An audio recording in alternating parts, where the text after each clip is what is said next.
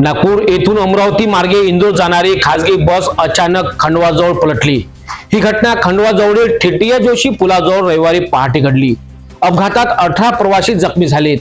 जखमीमध्ये रेवा, इंदोर, नागपूर, उज्जैनसह अमरावती येथील दोघांचा समावेश आहे। तात्काळ पोलीससह रुग्णवाहिका दाखल होऊन जखमींना रुग्णालयात उपचाराकरिता तात्काळ हलविले।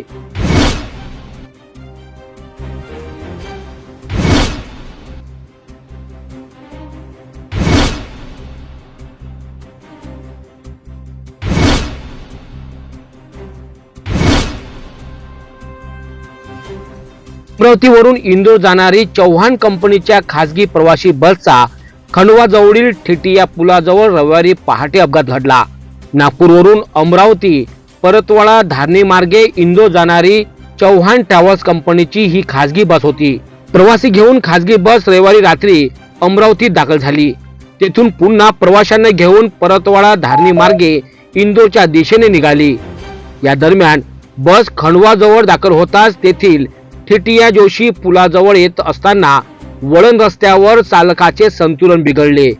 यात रस्त्यावर पाणी साचल्याने चालकाने वाहनावर बराच संतुलन ठेवण्याचा प्रयत्न केला, मात्र तो प्रयत्न असफल ठरून बस थेट खाली कोसळली। या अपघातात 18 प्रवासी जखमी झाले। जखमीत रेवा, नागपूर, इंदोर, उज्जैन तर अमरावती येथे राहणाऱ्या दोघांचा समावेश आहे। तर या अपघातात इंदोर राहणारा बस चालक प्रेमसिंह याच्या डोक्याला दुखापत झाली असून तो सुद्धा जखमी झाला।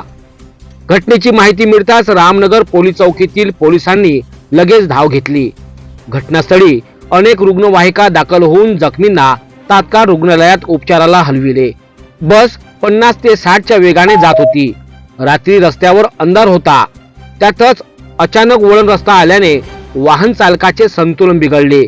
अशातही रस्त्यावर पाणी साचल्याने बस घसरत थेट खाली कोसळली, अशी माहिती मध्य प्रदेशातील रामनगर पोलीस चौकी येथील मनोज दवे यांनी स्पष्ट केली।